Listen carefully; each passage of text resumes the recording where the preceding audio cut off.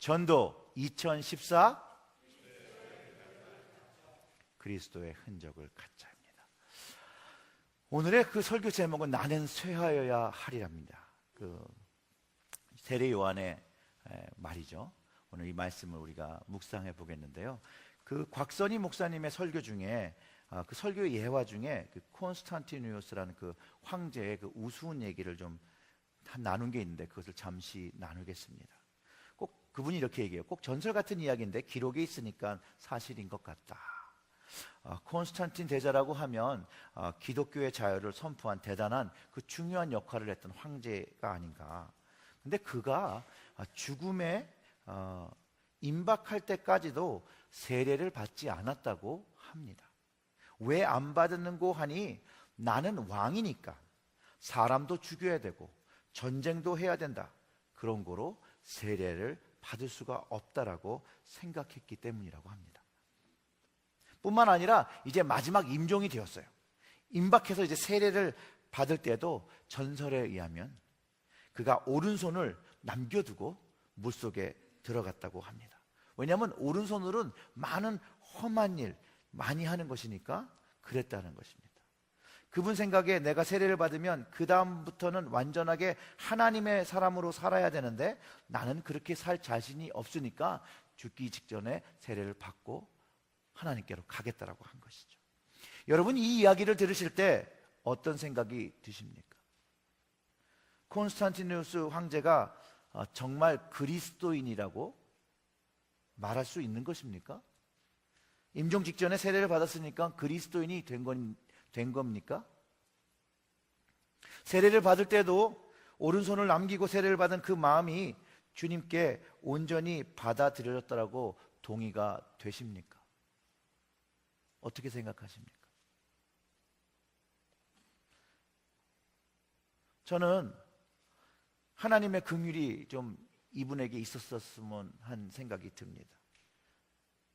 그나마도 세례를 받았으니 하나님이 긍휼히 베푸셔서 그를 구원하셨으면 좋겠다는 생각이 들진 않으십니까? 그리스도인이 되었다고 하면, 예수님을 믿는다 하면 자신의 삶을 통해서 하나님과 복음이 드러나야 합니다. 조금 적나라하게 이야기한다면 우리의 삶이 그분께, 하나님께 영광되어져야 되고요, 주님께 영광되어져야 되고요, 그 영광되어지는 삶이 되어서 주님의 길을 준비하는 삶이 되어져서 우리의 주변 사람을 그 예수님께로 인도하는 통로들이 만들어져야 됩니다. 하나님께서 25년 전에 저를 목회자로 부르시고 사명을 주셨습니다. 그 사명은 세례 요한의 사명이자 그의 외침이었던 너희는 주의 길을 예배하라, 그의 첩경을 예배하라, 그 말씀으로 저에게 사명을 허락하셨습니다. 주님이 오시는 길을 준비하라는 것이 저의 사명이었고요, 지금도 그 주님의 길을 준비하는 것이 저의 사명이자 또 교회의 사명이고 또 믿는 자 여러분들의 사명이기도 합니다. 그래서인지 이 요한의 외침이 사람들에게 요구하기 시작한 것이죠. 이 주의 길은 복음의 길이었습니다. 이 복음의 길은 십자가의 길입니다. 이 길은 생명의 길입니다. 예수님 제자들도 예수님의 뒤를 쫓았던 것처럼 우리도 우리의 십자가를 지고 갈 때 주의 길이 만들어지고 주의 길이 열려진다는 것을 깨달을 수 있습니다. 요한이요 먼저 회개하라고 선포했고요, 사람들은 세례를 받음으로 그 요한이 요청한 그 회개 요청에 응답하였습니다. 그 세례받은 자의 행동 강령이 뭐였냐면요, 주의 길을 준비하라고 요한이 가르쳤다는 것입니다. 우리도 주님을 만나고요, 그분의 은혜를 경험하게 된다면 먼저 회개가 되어지는 것을 경험하게 됩니다. 이런 영적인 경험, 하나님의 임재를 통해서 성령님이 만지심을 경험하게 될 때 그 주변 사람의 그 누가 아무도 얘기하지 않아도 우리의 영은 주님 앞에 나가 회개로 나가게 되고 그 용서함을 체험하게 됩니다. 그리고 나면 그 마음에 무슨 마음이 들죠? 주님을 위해 살고 싶어하는 거룩한 마음과 거룩한 열정을 가지게 됩니다. 우리 모두는 예수님을 만난 사람으로 이 자리에 모였습니다. 여러분들도 예수님을 만났다고 하나님의 은혜를 받았을 때 어떠셨습니까? 비슷하지 않았습니까? 하나님이 나를 사랑하시고 나를 부르신다는 그 음성을 들을 때 우리의 가슴은 흔들리며 우리의 영은 눈물을 흘리기 시작하며 그 눈물 안에 하나님께서 우리를 어떻게 은혜스럽게 받아주시고 용서하시고 사랑하신다는 것을 경험하게 되고 그 마음, 용서함을 받아 회개하게 된다는 것이죠. 오늘 본문에서 예수님을 만나고 많은 사람들이 유대에서 세례를 받았다라고 합니다. 세례 요한과는 달리 예수님은요, 제자들과 함께 세례를 베푸신 것을 복음서를 통해서 알 수 있습니다. 세례 요한은 세례 요한만 세례를 베풀었는데 예수님은 예수님과 함께 제자들도 세례를 베풀었습니다. 사복음서를 통틀어서 예수님이 세례를 준 거로 기록하고 있는 건 오늘 본문 그 3장 22절의 말씀이고요. 보통 요한복음 4장 2절에 말한 것처럼 공간복음도 동일하게 얘기하고 있는데 예수님께서 친히 세례를 준 것이 아니라 제자들이 준 것이라고 기록하고 있는 것을 볼 때 제자들도, 예수님을 따랐던 제자들도 세례를 베푼 것으로 알 수 있다는 것입니다. 그리고 또 오늘 본문에서 예수님도 세례를 베풀어 주시고 있는 것을 알게 됩니다. 이것을 볼 때 세례 요한만 세례를 준 게 아니죠. 예수님과 제자들도 이제 세례를 베풀기 시작했다는 것에 주목하고 예수님의 지도 아래서 제자들이 그 리더십을, 그 제자화의 맥락에서 주님이 제자들에게 세례를 베풀게 하셨다는 것을 이해할 수 있습니다. 또 예수님이 세례 요한의 세례를 주의 길을 준비하는 것으로 인정하시고 그의 제자들에게도, 예수님을 쫓는 제자들에게도 주의 첩경을 준비하는 그 세례를 베풀게 한 것으로 이해할 수 있습니다. 세례 요한의 세례는요, 오시는 메시아를 맞을 준비를 하는 것이었고 그 제자들도 예수님의 그 주님의 길을 준비하는 것으로 생각할 수 있습니다. 즉 회개로 말미암아 예수님을 믿어 구원에 이르시는 것을 가르치고 있고 이것을 통해서 우리는 좀 더 깊게 알아볼 수 있습니다. 세례는 이제 예수님을 믿음으로 말미암아 주님과 동행하는 것을 경험하는 것입니다. 로마서 6장 4절과 5절의 말씀이 이렇게 선포를 합니다. 그러므로 우리가 그의 죽으심과 합하여 세례를 받음으로 그와 함께 장사되었나니 이는 아버지의 영광으로 말미암아 그리스도를 죽은 자 가운데서 살리신 것 같이 우리로 또한 새 생명 가운데에서 행하게 하려 하심이라. 만일 우리가 그의 죽으심을 본받아 연합한 자가 되었으면 또한 그의 부활을 본받아 연합한 자가 되리라. 아멘. 우리의 세례는요, 우리의 옛 모습이 장사되어지고 하나님의 살리심을 경험하고 즉 부활을 경험하고 새 생명을 주 안에서 경험하게 된다는 것입니다. 그리고 주님과 연합함을 경험한다라고 이야기하고 있습니다. 주님의 연합함을 우리에게 주는 것은 엄청난 약속과 소망을 제공합니다. 즉 그리스도의 몸의 한 부분이 되어서 그리스도께서 죽으실 때 함께 죽고 우리는 그리스도의 새 생명을, 주님이 다시 살아날 때 주님의 새 생명을 얻어 다시 태어났다라고, 장차 그리스도께서 부활하신 것처럼 우리도 부활하게 되는 것이라고 선포하고 있다라는 것입니다. 우리가 다 믿음으로 예수님 안에 하나님의 자녀가 되었고 그리스도와 합하여 세례를 받은 자들은 그리스도의 옷을 입었다고 갈라디아서 3장 26절과 27절에서 말씀하고 있습니다. 이처럼 세례가 왕 대신 예수님을 맞이하는 길을 준비하는 것으로 성경은 이야기하고 있습니다. 요한 역시도 오실 주의 길을 예비하고 있었습니다. 그러나 이런 요한의 세례를 오해했던 요한의 제자들이 있었다는 것입니다. 오늘 그 본문에 예수님과 제자들의 세례 주는 것에 대해서 문제 제기한 이들이 있습니다. 그 이유가 25절에 이렇게 얘기하죠. 요한의 제자 중에서 한 유대인으로 더불어 결례에 대하여 변론이 되었더니 저희가 요한에게 와서 가로되 랍비여, 선생님과 함께 요단강 저편에 있던 자 곧 선생님이 증거하시던 자가 세례를 주매 사람이 다 그에게로 가더이다 라고 해요. 굉장히 인간적인 관찰이죠. 선생님이 증거하시는 자가 세례를 주니 우리의 무리가 선생님을 따르는 무리가 점점 커져야 되는데 선생님을 따르던 무리들이 다 예수님께로 간다라는 것이에요. 사실상 요한의 사역을 볼 때 요한을 통해서 주님께로 가는 것이 당연한데도 불구하고 그의 제자는 세례 요한을 따르는 사람들이 이제 예수님께로 가는 것에 대해서 속상해하고 있다는 거예요. 요한의 제자는요, 자기 스승의 사명을 잘 이해하지 못했습니다. 요한을 따라 제자가 되었을 때 요한의 세례는요, 그 당시에 획기적인 일이었습니다. 다른 일도 많았고 그것의 음성에 들어 회개하는 사람들이 많았고 세례를 받았던 사람들이 너무나도 많았습니다.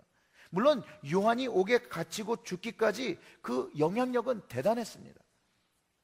그 영향력은요, 죽음 뒤에도 많은 사람들에게 미쳤음을 성경이 이야기하고 있습니다.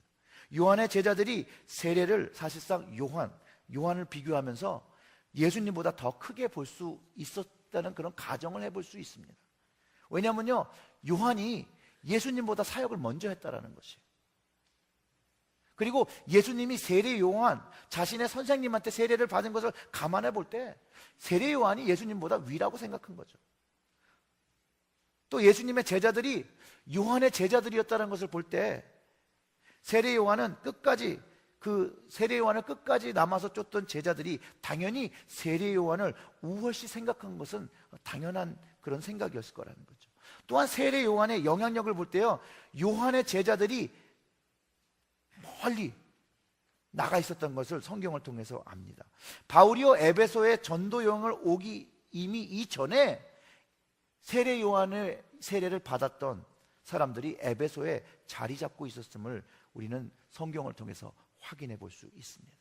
고린도 교회에서 아볼로가 요한의 세례만을 알고 있었던 것을 들었을 때, 그런 것을 볼 때 세례 요한의 영향이 얼마나 컸는지 짐작해 볼 수 있습니다.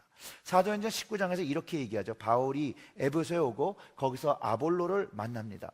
아볼로가 고린도에 있을 때 바울이 윗지방을 다녀 에베소에 와서 어떤 제자들을 만나 가로되 너희가 믿을 때 성령을 받았느냐? 가로되 아니라 우리가 성령이 있음도 듣지 못하였노라. 바울이 가로되 그러면 너희가 무슨 세례를 받았느냐? 대답하되 요한의 세례로다 하는 말을 들었다는 거예요. 세례 요한의 영향력이 소아시아에 있는 에베소까지 영향력을 미치고 있는 것을 알 수 있습니다. 바울이 이 말을, 성령이 있음을 듣지도 못했다는 하는 말을 들었을 때 그의 마음은 어떤 마음이었을까요? 그들은 이미 요한의 세례를 받았고 회개한 상태였는데 아직은 예수 그리스도의 복음이 온전하게 이해되지 않은 상태를 깨닫게 됩니다.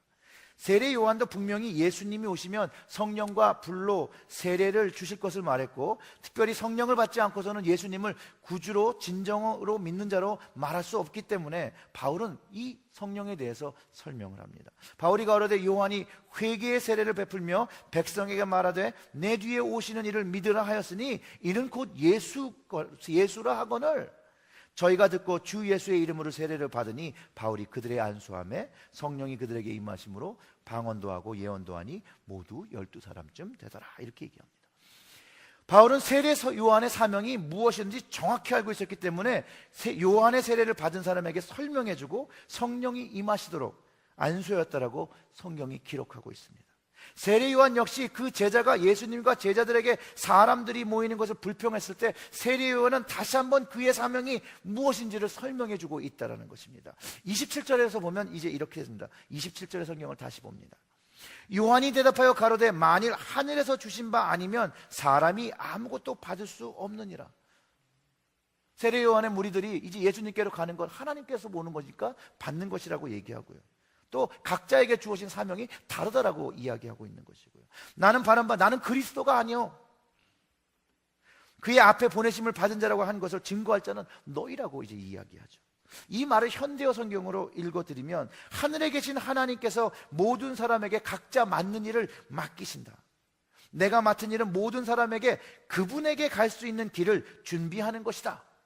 나는 그리스도가 아니라 그분보다 앞서 보내심을 받은 사람이라 너희에게 분명하게 말하지 않았느냐 하면서 제자들에게 요한의 일은 모든 사람들이 그분께로 갈 수 있게 길을 준비하는 것도, 그리고 너희도 그 길을 감당해야 되는 것이라고 가르쳤다라고 말한 것입니다. 그 뜻을 깨달은 제자의 일부는 벌써 이미 예수님을 쫓아 살고 있었음을 우리는 알고 있고요. 세례 요한의 사역, 그렇다고 해서 나쁘다는 것이 아닙니다. 세례 요한의 사역은 정말 위대한 사역이었습니다. 많은 사람들을 하나님 앞에서 회개시키고 세례를 주었고, 그렇기 때문에 많은 사람이 예수님이 오셨을 때 예수님을 마음으로 믿음으로 받아들일 수 있었다는 것입니다. 그럼에도 불구하고 그의 사명은 다시 한번 제자들에게 가르쳐주는 것, 예수님의 길을 준비하고 예수님의 길을 준비할 제자들을 가르치고 그 오실 일을 위해서, 즉 하나님의 메시아를 위해서 그 길을 예비하는 삶을 준비시켰음을 다시 한번 설명하고 있는 것입니다. 그리고 자신의 삶을 오늘 설교 제목, 제가 든 그 설교 제목의 그 말씀으로 정말 깔끔하게 정리를 해왔는데 이렇습니다.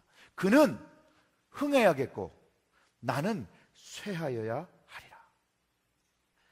우리의 삶에 영광이 있기를 소망하는 삶이 아닌 하나님이 먼저 영광 받으시는 삶으로 살아가야 된다라고 이야기하는 것이죠.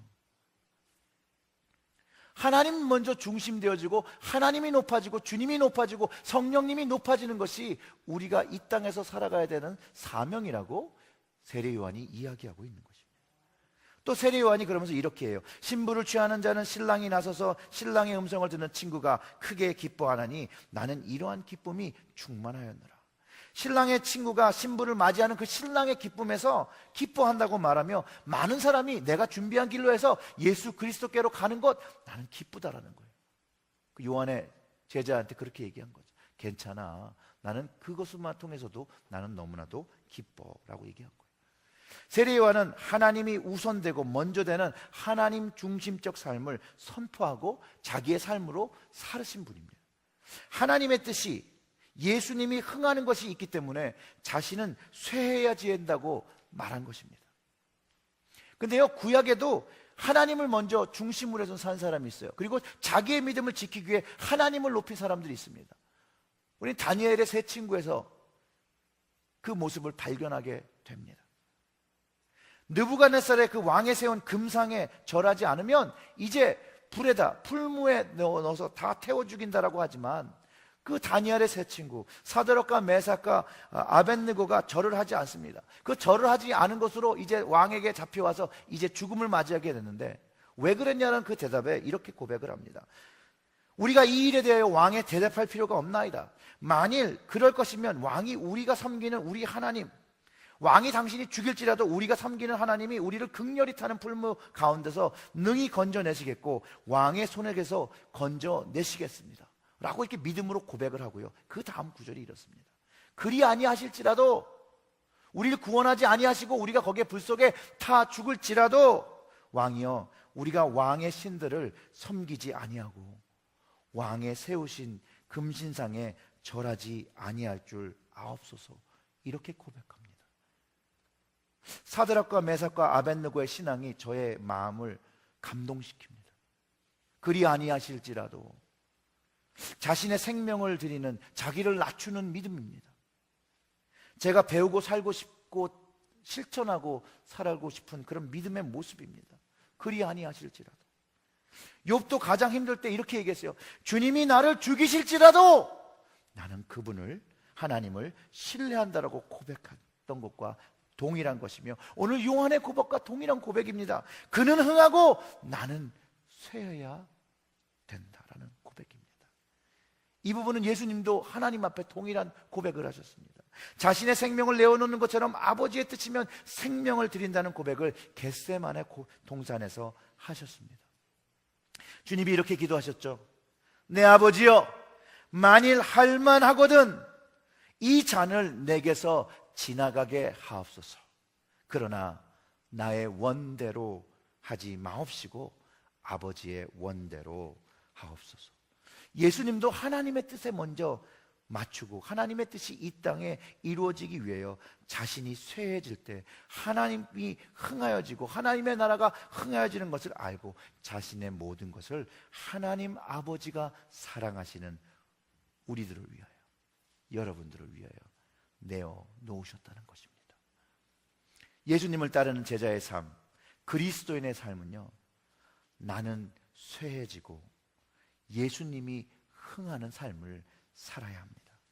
사도 바울의 고백입니다. 내가 그리스도와 함께 십자가에 못 박혔나니 그런즉 이제 내가 산 것이 아니요 오직 내 안에 그리스도께서 사신 것이라.